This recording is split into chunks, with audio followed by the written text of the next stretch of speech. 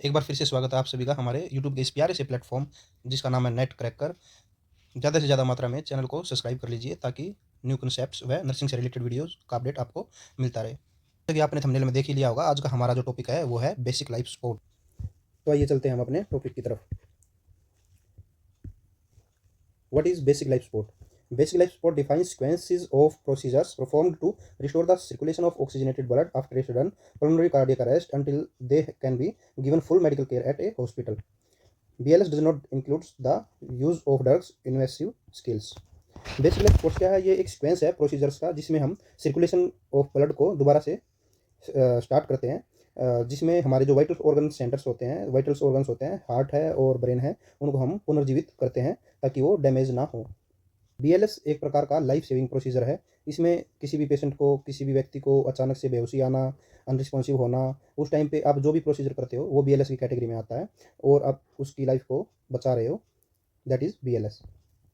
Basic life support. It can be provided by trained medical personnel, paramedics, and by anyone who knows how to do it anywhere immediately without any other equipment. Basic life support में जो paramedical staff होता है और trend जो person होता है वो इसको परफॉर्म करता है। इसकी पहले आपको ट्रेनिंग लेनी होती है, उसके बाद ही आपको इसको परफॉर्म करना होता है। अननेसेसरी आप उस किसी व्यक्ति की जान बचाने की बजाय उसको इंजरी भी दे सकते हैं। Purpose of CPR. सीपीआर देने का क्या पर्पज होता है? Maintaining circulation and oxygenation in order to maintain a cardiac output to keep vitals organ alive. जैसे कि मैंने पहले भी बताया आपको कि हार्ट और ब्रेन को जीवित रखने के लिए सीपीआर परफॉर्म करना होता है। सीपीआर के बारे में हम अभी आगे पढ़ेंगे डिटेल में। Indications of CPR: cardiac arrest, pulmonary arrest और दोनों भी हो सकते हैं। सीपीआर की हमें तीनों सिचुएशंस में नीड पड़ती है, या तो किसी व्यक्ति को कार्डियक अरेस्ट हुआ हो, या रेस्पिरेटरी अरेस्ट हुआ हो, या फिर कार्डियक अरेस्ट और रेस्पिरेटरी अरेस्ट दोनों हुए हों। तो इन तीनों कंडीशंस में हमें सीपीआर परफॉर्म करना होता है। What is CAB approach? There is a common acronyms in BLS to guide providers in the appropriate steps to access and treat patients in respiratory and cardiac distress। जिसका पहले A B C sequence था, अब उसको change करके सी A B कर दिया गया है, जिसमें C stands for circulation, A stand for airway and B stand for breathing. अब इसमें कुछ मॉडिफिकेशंस किया गया है, इसको अब चेंज करके सी ए बी प्लस डी कर दिया गया है, जिसमें सर्कुलेशन सबसे पहले स्टार्ट करना होता है, एयरवे को पेटेंट रखना होता है, ब्रीथिंग उसके बाद defibrillator. C A B circulation, airway, breathing, जिसमें हम सर्कुलेशन स्टार्ट करते हैं कंप्रेशन से। चेस्ट कंप्रेस करके हम मरीज़ का सर्कुलेशन स्टार्ट रखते हैं ताकि ब्रेन में ऑक्सीजनेटेड ब्लड जाता रहे। ए से एयरवे, मरीज़ का एयरवे पेटेंट रखते हैं ताकि उसको माउथ से अच्छे से ऑक्सीजन जाती रहे। ब्रीथिंग, ताकि वो सांस प्रॉपरली लेता रहे और उसके लंग्स कोलैप्स ना हो। आई होप आपको समझ में आया होगा कि सी ए बी का जो कॉन्सेप्ट है वो आपको अच्छे से समझ में आ रहा होगा। Chain of survival. Chain of survival क्या है? इसमें 5 जो लिंक्स हैं जिससे हम किसी भी पेशेंट की जान बचाते हैं। सबसे पहले हमारा आता है early recognisation of cardiac arrest. Cardiac arrest को सबसे पहले पहचानते हैं और उसका जल्दी से ट्रीटमेंट किया जा सके। Activation of the emergency response system, जैसे हमारा कोड ब्लू होता है हॉस्पिटल्स वगैरह में, हेल्थ केयर्स वगैरह में, जिसको हम जिससे हमारी टीम जल्दी से वहाँ पे पहुँच जाए, और या फिर हम हेल्प के लिए किसी भी एम्बुलेंस वगैरह को कॉल करते हैं जिससे हमारे पास ACLS की टीम पहुँच सके और उसको जान बचाई जा सके। अर्ली सीपीआर, पेशेंट का तुरंत सीपीआर स्टार्ट कर देना चाहिए ताकि ब्लड सप्लाई है वो रुके ना और वाइटल ऑर्गन सेंटर तक पहुंचती रहे। और साथ ही साथ हमें डिफिब्रिलेटर, पेशेंट को AED, जैसे सभी रेलवे स्टेशन वगैरह पे AED लगे होते हैं तो हमें AED लगा देना चाहिए। उसके बाद आता है हमारा comprehensive post cardiac arrest care आती है, ठीक है। देन इसमें हम अभी आगे नेक्स्ट देखते हैं।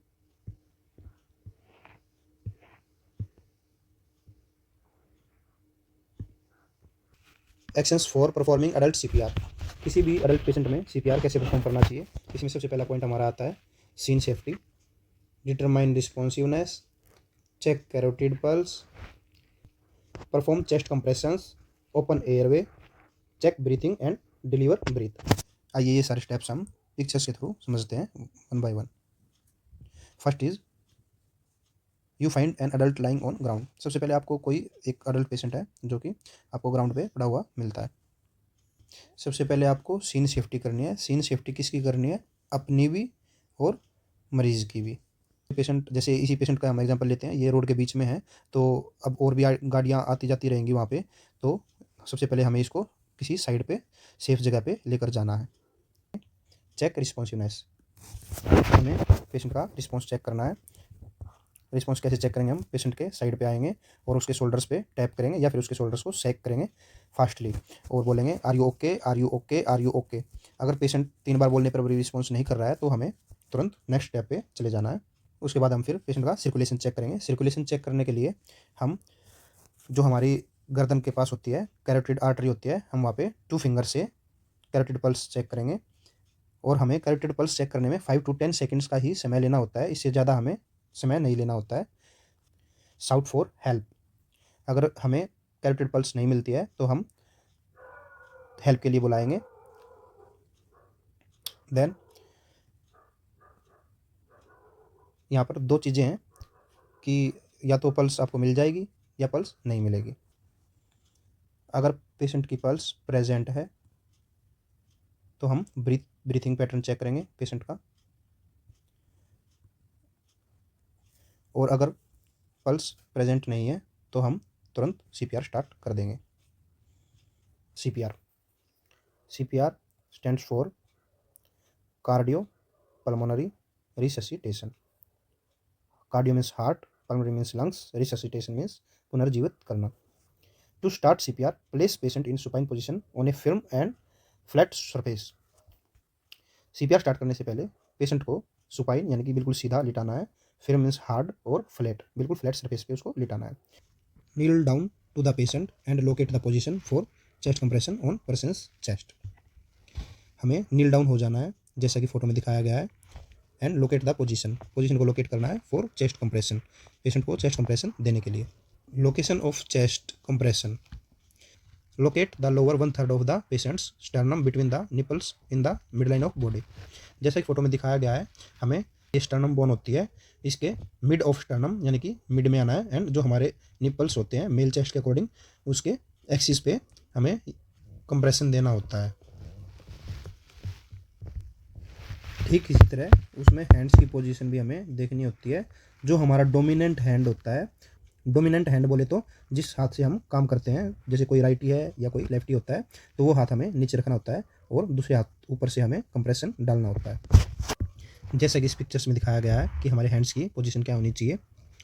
Look your arms. Secondly, place the heel of one hand over the center of the person's chest between the nipples. Place your other hand on top of the first hand.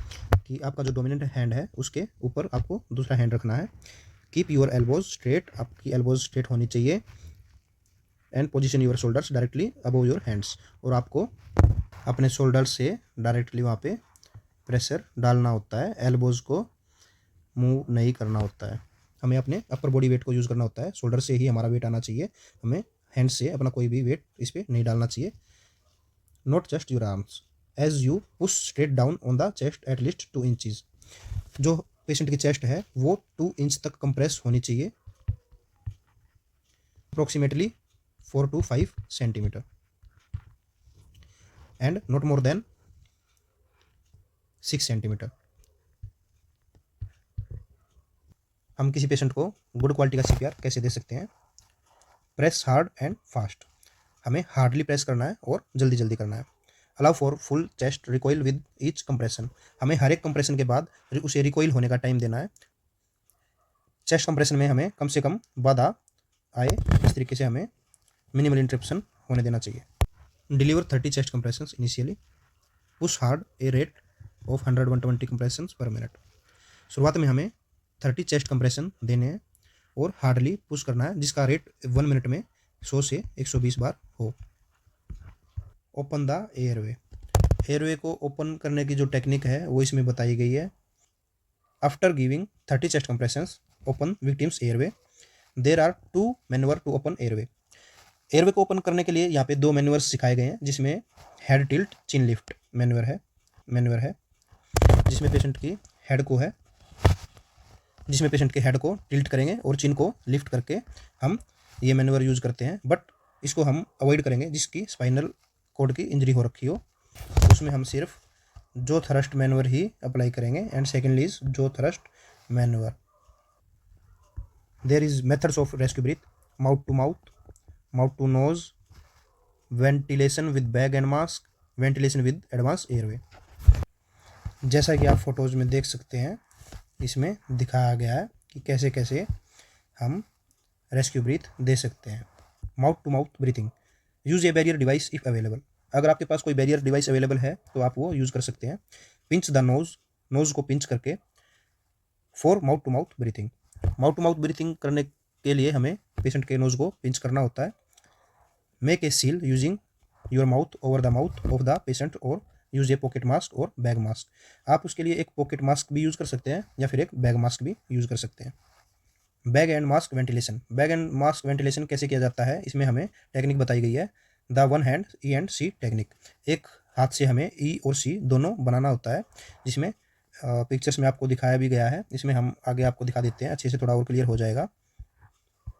इस तरीके से हमें 3 finger से ई बनाना होता है और इसमें हमें सी टेक्निक यूज़ करनी होती है। Then rescue breathing: each rescue breath should last approximately 1 second. जब भी हम किसी को रेस्क्यू ब्रीथ देते हैं तो अप्रोक्सीमेट 1 सेकेंड के लिए हमें रुकना होता है। Watch for chest rise: chest rise के लिए हमें रुकना होता है कि चेस्ट राइज कर रही है या नहीं। पेशेंट को जो हमने रेस्क्यू ब्रीथ दी है उससे उसके लंग्स से सारी एयर निकल रही है या नहीं निकल रही है, उसके लिए हमें वेट करना होता है। आज की वीडियो में हमने अभी तक सीखा है what is BLS, basic life support है क्या, व्हाट इज़ CPR, CPR क्या होता है, रेस्क्यू ब्रीथ क्या होती है।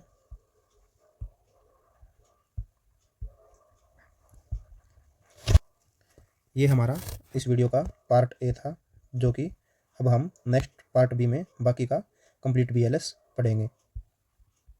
Thank you for watching this video. Part 2 में हम कंटिन्यू करेंगे BLS का पार्ट, और आप सब्सक्राइब कर लीजिए हमारे चैनल को for relevant videos and share with your friends. Thank you.